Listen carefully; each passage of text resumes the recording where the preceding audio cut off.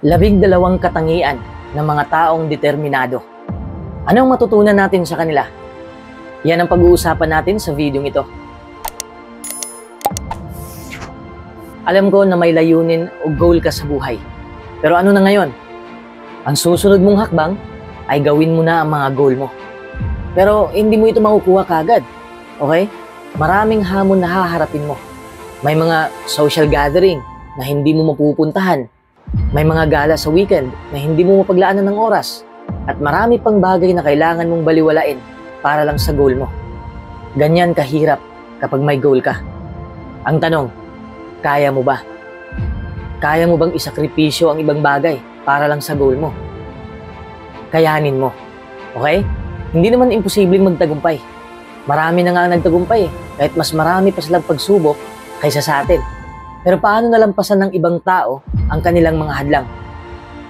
Determinado sila. Ang determinasyon ang nagtutulak sa'yo na bumangon sa kama kahit inaantok ka pa. Yan lang ang isa sa mga kaibahan ng mga taong matagumpay at sa mga hindi. Determinasyon. Sana ay malampasan natin ang mga hadlang sa ating tagumpay gamit ang 12 katangiang ito na ibinabahagi ng mga taong determinado sa buhay. Number 1, nakapokus sila sa goal.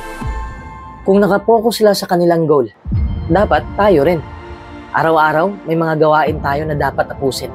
Dahil sa mga gawain natin yon, nakakalimutan na natin o hindi natin nabibigyan ng oras ang layunin natin na mas importante pa sa mga nagdadagsaang gawain. Kaya focus lang tayo sa goal natin. Siyempre, palaging may mga hamon sa buhay. Natural lang yan. Kapag nalampasan mo na ang unang hamon, may panibago na naman. Hindi yan matatapos. Real talk yan. Pero kung palagi kang nakapokus sa hamon ng buhay, sa mga negatibong kinakaharap mo, maaaring maliligaw ka ng landas. Ito ang dahilan kung bakit mahalaga na mag-focus tayo sa ating mga layunin. Short term man yan o long term. Huwag kang kabahan sa mga pagsubok na meron ka ngayon. Ibalik mo ang tamang focus mo. Don't get focused on one narrow point of view of something. Kasi kung nakatutok ka lamang sa isang bahagi ng kabuuan, baka may mahalagang bagay kang hindi mapansin. Ibig kong sabihin, ang mga pagsubok, mga hamon, mga problema sa buhay natin ay bahagi lang yan ng tagumpay. Mag-focus ka pa rin sa tagumpay. Mag-focus ka pa rin sa goal mo. Number 2, hindi sila takot mabigo. Kung hindi sila natatakot mabigo, dapat tayo rin. Pero alam kong nakakatakot. Minsan hindi natin makontrol ang emosyon natin. Halimbawa, gusto mong magnegosyo. Hindi mo pa nga nasimulan, maiisip mo na kagad ang kabiguan. Ang takot sa pagkatalo o pagkabigo ay isa sa mga mas karaniwang takot ng mga tao. Natatakot tayo na kung mabibigo tayo, maiisip natin na hindi natin deserve ang mga magagandang bagay sa buhay. Pero hindi totoo ang mga iniisip mo. Ang pagkabigo ay hindi maiiwasan, pero hindi yan ang katapusan mo. Ibahin mo ang iyong pananaw. Kung natatakot kang mabigo, hindi ka na rin susubok. Kapag wala kang gagawin, hindi ka na rin magtatagumpay. Naging kabiguan lang ito kung wala kang matutunan mula rito. Di ba? Mas marami pa nga tayong natutunan mula sa pagkabigo kaysa sa tagumpay. Failure makes you human. Nang dahil sa kabiguan, mas lalo kang tumibay at nakapokus. Ang kabiguan ang nagtuturo sa'yo kung ano ang gumagana at kung ano ang hindi. Nireject ka nila kasi kailangan mo pang mag-improve. Nawalan ka ng pera dahil mali ang paghawak mo dito. Naligaw ka ng landas dahil sa mga ginagawa mong hindi mabuti. Ibig sabihin, may matutunan ka sa kabiguan.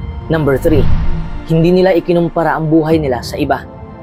Kung hindi nila kinumpara ang sarili nila sa iba, huwag rin natin gawin para magtagumpay rin tayo at maging masaya. Lalo na ngayon na may social media na, mas naging madali na ang pagkukumparahan. Marami ang nagpo-post ng mga happy moments, achievements, success stories, at akala mo, ayun lang. Akala mo ang swerte nila sa buhay. Pero isa ako sa mga taong hindi naniniwala sa swerte. Okay? Anyway, sa kakatingin natin sa kanilang buhay, malulugmok tayo. Dahil akala natin, tayo lang ang palaging nagkakamali at palaging nabibigo.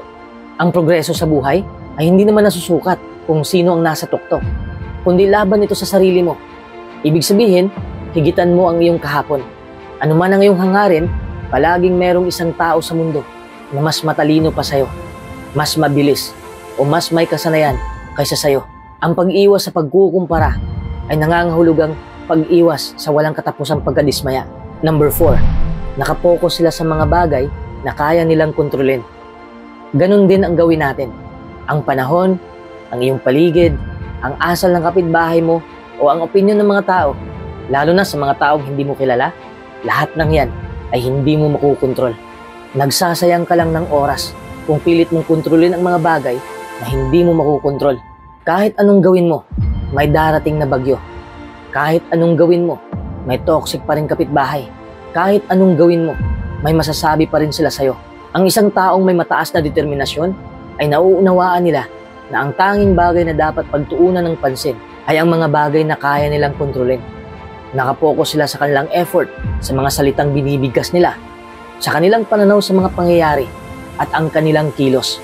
Kung pinagpokusan mo ang mga bagay na hindi mo makukontrol, sayang lang ang lakas mo. Basically, the only thing you can control is how you choose to deal with life. The rest, forget about it. Since it's absolutely out of your hands, and trying to control it will only get you frustrated and miserable. Number 5, kontrolado nila ang kanilang sarili. Kapag may mga taong naninira sa atin o tayo'y nasaktan, madali lang magalit at may tatanong pa natin, bakit ito nangyayari sa akin? Sinasabi natin yan na para bang tayo lang ang malas na tao na nabuhay sa mundong ito. Ang hindi natin nakikita ay hindi tayo kailangang maging biktima ng mga pangyayaring ito. Our reactions to situations are not dictated by the situations themselves, but by us. Meron tayong pagpipilian kung paano natin gustong harapin ang ilang mga sitwasyon. Kung may duda sila na hindi natin makakamit ang ating mga layunin, kahit tayo madi-discourage, maaari pa rin nating piliin na magpatuloy at ipagpatuloy ang ating progreso.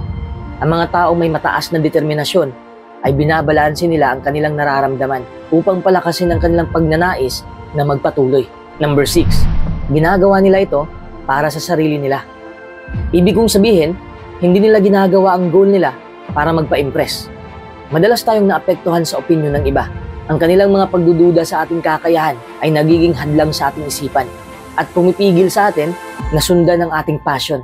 Ngunit ang paggawa ng mga bagay para lamang mapahanga ang iba ay hindi kailanman magdadala ng tunay na kasiyahan sa buhay mo. Kung may gusto kang gawin, basta't hindi lang masama, gawin mo. Huwag kang magpapaapekto sa sinasabi ng ibang tao. Number 7, grateful sila sa buhay. Ang tanong, grateful ka ba? Kahit gaano pa kahirap ang mga araw, laging merong bagay na dapat ipagpasalamat. Ang problema ngayon ay maaaring maging mahalagang aral bukas. Ang ganitong karunungan ay hindi magiging posible kung hindi dahil sa mga pagkakamali, pagkukulang, at hirap. At marami pa ang darating sa buhay mo patungo sa tagumpay. Kaya't ang mga taong may mataas na determinasyon ay laging nagpapasalamat para sa kanilang mga tagumpay. At kung ano ang meron sila, hindi mo masyadong mapapansin ang mga hamon sa buhay kung maglalaan ka ng oras upang pahalagahan kung gaano nakalayo ang narating mo ngayon. Number 8, kumilos pa rin sila sa kabila ng kanilang nararamdaman. Kahit pagod na sila, patuloy pa rin nilang ginagawa ang kanilang layunin sa buhay. Pero hindi naman ibig sabihin na sagarin mo. Magpahinga ka muna at balik na ulit sa trabaho. Number 9, nagpakatatag sila. Dapat matatag rin tayo. Totoo na nakaka-discourage ang pagkabigo at hirap ng buhay. Minsan negatibo ng ating pag-iisip. Iniisip natin na hindi natin kayang kamtin ang gusto natin. Nawawala na tayo ng gana dahil sa mga nangyayaring nakakadismaya. Pero ang ginagawa ng mga taong may mataas na determinasyon na hindi ginagawa ng iba ay bumangon silang muli. Sinubukan nila ulit. Dapat ganyan tayo katatag.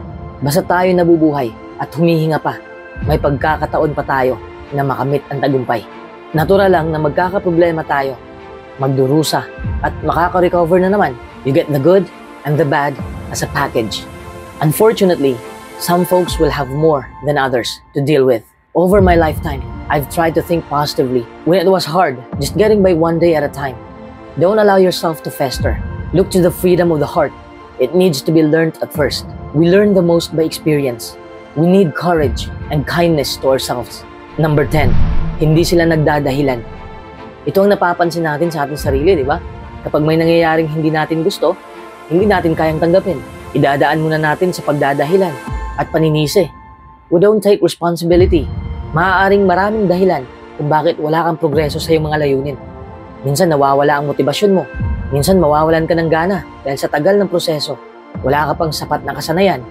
Ito ay mga dahilan na wala sa bokabularyo ng isang taong may mataas na determinasyon. Kapag may goal ka, mahalagang tandaan na ikaw ang pumili nito. Huwag ka nang magdadahilan.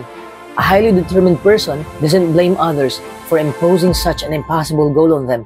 They take responsibility for their actions. Kontrolado nila ang kanilang sarili upang manatili silang responsable sa kanilang mga desisyon kung ano ang gagawin o hindi gagawin. Ang pagdadahilan ay isang katangian ng isang tao na hindi ko gusto. Pero ito rin ang pinaka-common, perhaps depending on culture. But where I live, syempre sa Pilipinas, it is very common to complain and people tend to make excuses for themselves. Most people do it without thinking or an awareness of the damage it causes on their personal growth. That person who always makes excuses is trapped in their own mindset and limited potential. Number 11, nag-iisip sila ng mabuti. Kapag ang isang taong may mataas na determinasyon ay nagtatakda ng layunin para sa kanilang sarili, hindi nila ito ginagawa ng walang pag-iisip. Pinag-iisipan nila yun ng mabuti at inaaksyonan. But the downside is, not everyone is like that. And if you are dependent on other people, that can eat your nerves. So you create backup plans in case things might go wrong, which they sometimes do. Number 12, hindi sila nawawala ng pag-asa. Gumawa ka ng desisyon at higpitan mo ang iyong pag-asa na magtatagumpay ka sa mga desisyon mo. Be optimistic about your actions that it will become a prosperous one. Ignore some perceptions or odds against you over something and go ahead to do it and believe that things will be better off. Kung may goal ka, hindi ka dapat agad magpapa-apekto sa mga nakapaghihinang problema. May mga sitwasyon na walang katiyakan, but keep holding on even when everything around tends to prove impossibility. But believe your instincts against all those predictions.